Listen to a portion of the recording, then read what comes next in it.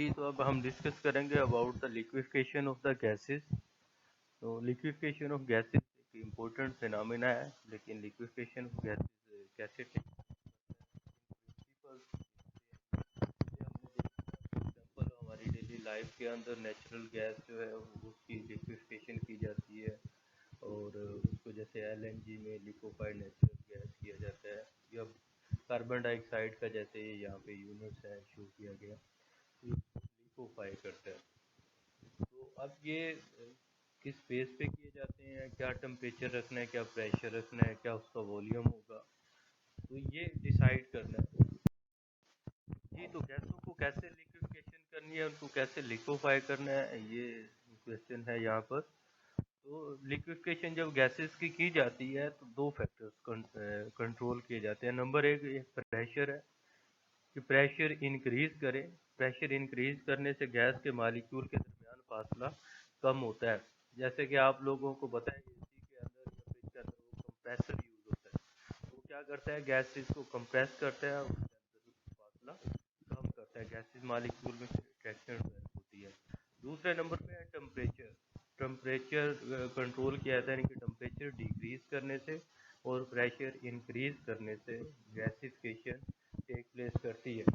लेकिन इनके लिए भी एक कोई कोई स्पेसिफिक टेम्परेचर या स्पेसिफिक प्रेशर होता है कि जिसको एटलीस्ट कम या ज़्यादा करेंगे तो उस पे जाके उसकी लिक्विफिकेशन होगी। तो वो टेम्परेचर, मिनिमम टेम्परेचर जिस पे कोई गैस लिक्विफाई हो सके, उसे हम क्रिटिकल टेम्परेचर कहते हैं। क्रिटिकल टेम्परेचर ऑफ गैस उसे हम टीसी से जाहिर करते हैं, जैसे ये टीसी। और क्रिटिकल टेम्परेचर पे वो प्रेशर जो गैस को लिक्विफिकेशन के लिए यूज होगा उसे हम क्रिटिकल प्रेशर कहेंगे। यानी कि क्रिटिकल प्रेशर हो गया, the pressure at the critical temperature which is use to liquefy the gas is called the critical pressure. और थर्ड वन है क्रिटिकल वॉल्यूम। क्रिटिकल वॉल्यूम जब टेम्परेचर, क्रिटिकल टेम्परेचर और critical pressure पे जो gas volume occupy करेगी उसको हम critical volume कहेंगे। और इन तीनों को अगर टीसी, पीसी एंड वीसी, इन तीनों को हम क्रिटिकल गैस कांस्टेंट कहते हैं। नेक्स्ट वन जो है ये आइडियल गैस इक्वेशन के जो है आइसोथर्म है। आइडियल गैस इक्वेशन की आइसो मीन होता है एक जैसा, यानी कि आइसोलेट, जैसे आजकल कोरोना के अंदर आइसोलेट है। आइसोथर्म मीन कि कांस्टेंट टेम्परेचर पर जब प्रेशर और वॉल्यूम की स्टडी की जाती है तो देखिए इब्तदा के अंदर जो है वो वॉल्यूम की वैल्यू ज़्यादा है, क्योंकि ये एक्स एक्सिस पे है, लेफ्ट टू राइट वैल्यू बढ़ती है। तो जैसे जैसे प्रेशर बढ़ता है, ये देखिए प्रेशर की वैल्यू 10, 20, 30, 40, 50 सपोज, तो जब ये ऊपर को जा रहा है तो इसका मतलब क्या हो रहा है कि वॉल्यूम क्या होता जा रहा है, कम होता जा रहा है। और प्रेशर बढ़ने से वॉल्यूम कम होता है, जब प्रेशर कम करेंगे तो वॉल्यूम बढ़ता चला जाता है। तो इस तरह की जो जो कर्व बनती है उसे रेक्टेंगुलर पैराबोला कहते हैं। तो ये आइडियल गैस इक्वेशन होती है कि आइसोथर्म इसे कहते हैं।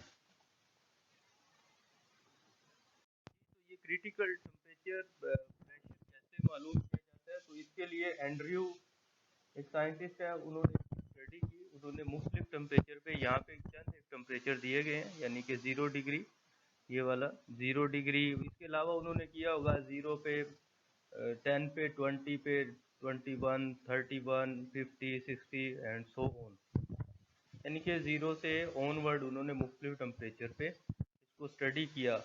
यानी कि अब यहाँ पे 0 टेम्परेचर एक कॉन्स्टेंट टेम्परेचर दिया गया, और फिर ये स्टडी की गई कि टेम्परेचर, प्रेशर और प्रेशर चेंज करने से वॉल्यूम पे क्या इफेक्ट पड़ता है। तो इसकी स्टडी की उन्होंने और ग्राफ ड्रा किया। अब ये देखें कि एक जर्नल कर्व याद कीजिए, तो ये कर्व 3 हिस्सों पर मुश्तमिल है।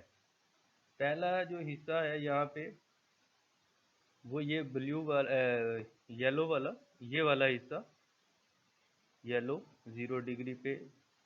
तो इस हिस्से में वो गैस है।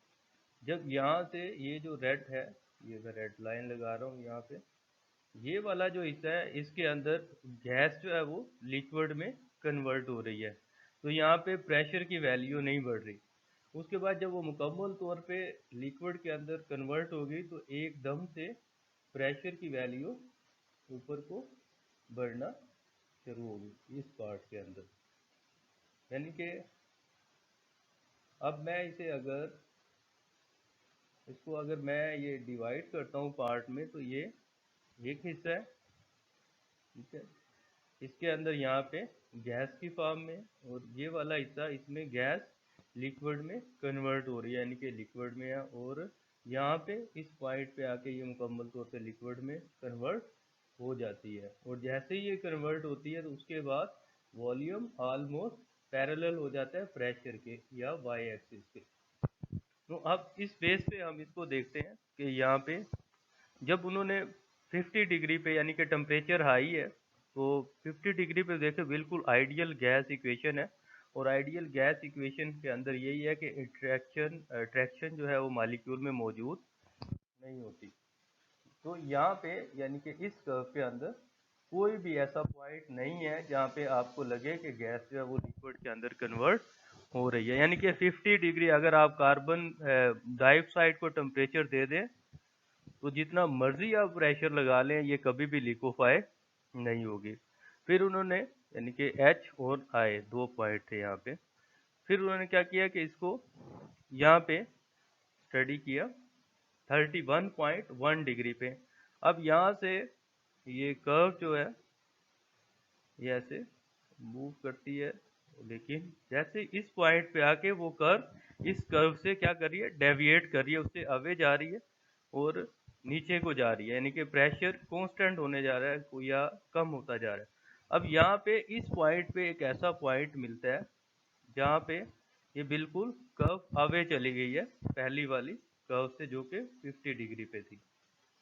जब यहाँ से ये अवे चली गई तो इसका मतलब है कि ये पॉइंट चेंज हो रहा है, यहाँ पे गैस जो है वो लिक्विड में कन्वर्ट होना शुरू हो गई, और यहाँ पे मुकम्मल तौर पे लिक्विड में कन्वर्ट होगी। उसके बाद ये फिर पैरेलल प्रेशर के होगी यहाँ, यानी कि अब क्योंकि लिक्विड बन गया तो लिक्विड का वॉल्यूम बहुत कम चेंज हो रहा है, तो यहाँ पे वॉल्यूम क्या हो गया, कांस्टेंट हो गया एक तरह से, या थोड़ा बहुत कम हो रहा है।